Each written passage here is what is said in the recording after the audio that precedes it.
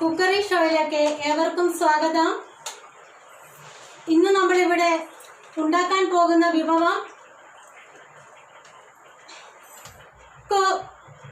കോഴിക്കറിയാണ്. കോഴിക്കറി നിങ്ങൾ പ്രേക്ഷകരുടെ ഒരുപാട് കത്തുകൾ എനിക്ക് കിട്ടിയിരുന്നു. പ്രൊഡ്യൂസർ സാറിനോട് പറഞ്ഞതാ വേണ്ട വേണ്ടെന്ന്. പക്ഷെങ്കിൽ പ്രേക്ഷകരുടെ അഭിപ്രായം അനുസരിച്ച് ഞങ്ങൾ ഇന്നിവിടെ ഉണ്ടാക്കാൻ പോകുന്നത് നോക്കാം, ശ്രമിക്കാം. ഞാൻ എൻ്റെ വീട്ടിലും 3 കോഴിയുണ്ട്. കോഴി വാങ്ങിക്കാൻ പോകാൻ കോഴിയെ നമുക്ക് കോഴിക്കടയിൽ പോയി വാങ്ങിച്ചുകൊണ്ട് വന്ന് നമുക്കതിനെ കോഴിക്കറി ഉണ്ടാക്കാൻ ശ്രമിക്കാം.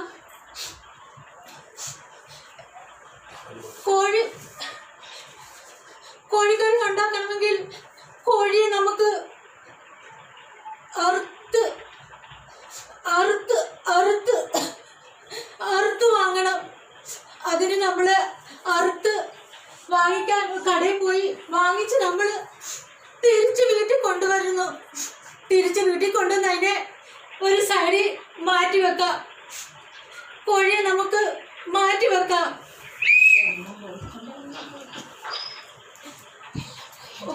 കോഴിക്കറി ഉണ്ടാക്കാൻ ഇവളിങ്ങനെ മൂങ്ങുന്നത് എന്തിനാ സാറേ?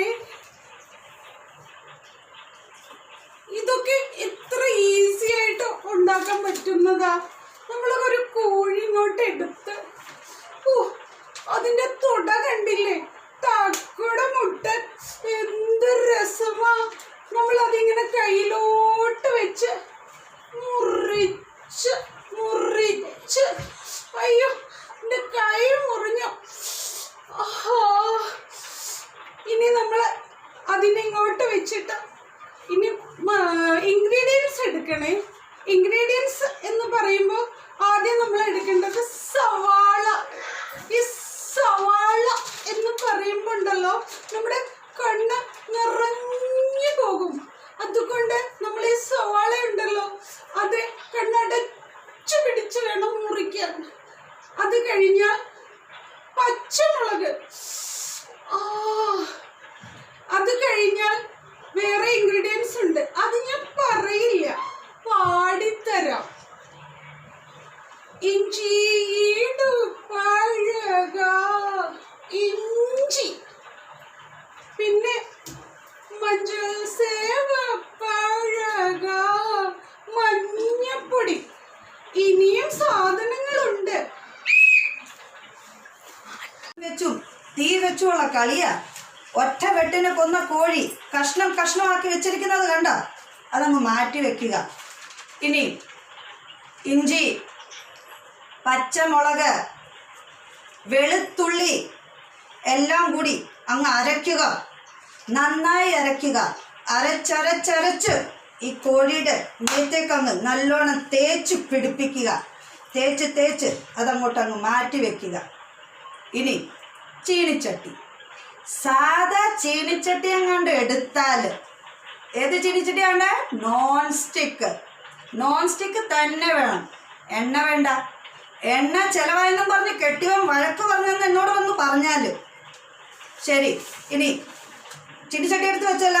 ഇനി ആ പുരട്ടി വെച്ചിരിക്കുന്ന കോഴി നന്നായി തേച്ച് പിടിപ്പിച്ച് അതിലേക്ക് അങ്ങ് ഇടുക.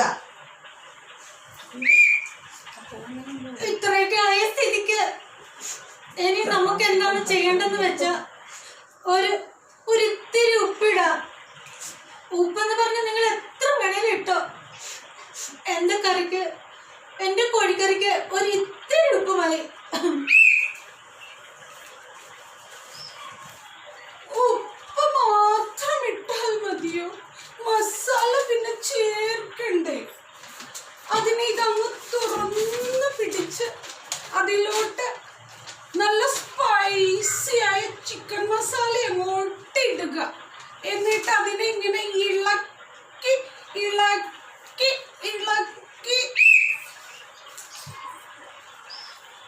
ആവശ്യമില്ലാതെ കൂടുതൽ ഇളക്കിയാൽ അതിൻ്റെ ആവശ്യമില്ല, കാര്യമില്ല. ആ ചീനിച്ചട്ടിയെ അങ്ങ് മൂടി വെച്ചാൽ മതി. അത് ആവി കൊണ്ടങ്ങ് വെന്തോളും. കണ്ടോ, കിടക്കുന്നത് കണ്ടോ? കൊടീശ്വര സാറിനോട് ഞാൻ പറഞ്ഞതാ വേണ്ടെന്ന് പറഞ്ഞതാ കോഴിക്കറി.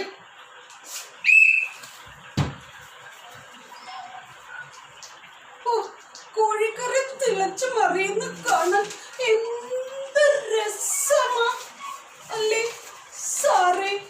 സാറേ, അടുത്ത പടത്തില് ഈ കോഴിക്കറി വെക്കാൻ എന്നെ വിളിക്കുമോ പ്ലീസ്? ഇതുപോലുള്ളവരെയൊക്കെ സിനിമയിൽ എടുത്താൽ ആ സിനിമ 2 കൊല്ലം പിടിക്കും ഇളക്കി ഇളക്കി കോഴിക്കറി ഉണ്ടാക്കാൻ. അതുകൊണ്ട് അതിൻ്റെ ആവശ്യമില്ല. ആ തിളച്ച വാങ്ങി വെച്ച കോഴി അങ്ങ് മൂടി വെച്ചാൽ മതി. മാറ്റി വെച്ചേക്കണം. മാറ്റി വെച്ചിട്ട് എന്ത് ചെയ്യാനാ? പ്രൊഡ്യൂസർ സാറേ, ഒന്ന് കട്ട് ചെയ്യാമോ? എന്നെ കൊണ്ട് ഇത് പറ്റുന്നില്ല. പ്രൊഡ്യൂസർ സാറേ, കട്ട് ചെയ്യാൻ പറ്റില്ലേ? ഞാൻ പോട്ടെ. എന്റെ കൈ വിറയ്ക്കുന്നു. എനിക്ക് പറ്റില്ല.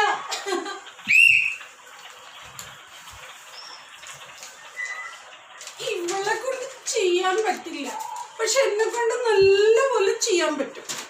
ആദ്യമായിട്ട് നമ്മൾ ഈ കോഴിക്കറി റെഡി ആയില്ലേ, അതിനെ ഇങ്ങോട്ട് എടുക്കുക. എന്നിട്ട് നമ്മൾക്ക് ഇനി അത് ഗാർണിഷ് ചെയ്യണം. അതിനായിട്ട് നമ്മളൊരു ബൗൾ എടുക്കുക. അത് ആ ബൗളിലോട്ട് ഇങ്ങനെ ഒഴിച്ച് വെക്കുക. ആ ഒഴുകുന്ന കാണാൻ എന്ത് രസമാ. എന്നിട്ട് 2 കറിവേപ്പില. ഓ പോട്ടെ, മുഴുവൻ കിടക്കട്ടെ.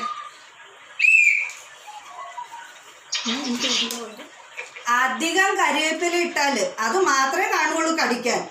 അതുകൊണ്ട് വെച്ച് താമസിപ്പിക്കേണ്ട. എല്ലാവരുടെയും പാത്രത്തിൽ നിരത്തി അങ്ങ് വിളമ്പുക. അത് ചോറായാലും കപ്പയായാലും ചപ്പാത്തി ആയാലും അങ്ങ് അടിച്ചു വിടുക. ഇനി കോഴിക്കറിയെ പറ്റി വല്ലവരും കുറ്റം പറഞ്ഞാൽ കുനിച്ചു നിർത്തി കൂമ്പിലിട്ട് 2 എണ്ണം കൊടുത്തിട്ട് അണ്ണാക്കിലോട്ട് അങ്ങ് തിരുകി കയറ്റുക. ഒരിത്തിരി മനുഷ്യത്വം ഉണ്ടെങ്കിൽ നിങ്ങൾ ആ കോഴിക്കറി തൊടില്ല. ഒരിത്തിരി മനുഷ്യത്വം ഉണ്ടെങ്കിൽ, ഒരിത്തിരി ഉളുപ്പുണ്ടെങ്കിൽ നിങ്ങൾ ആ കോഴിക്കറി തൊടില്ല. അതിലും ഉണ്ടൊരു ജീവന്. അതും ഒരു ജീവിയാണ്.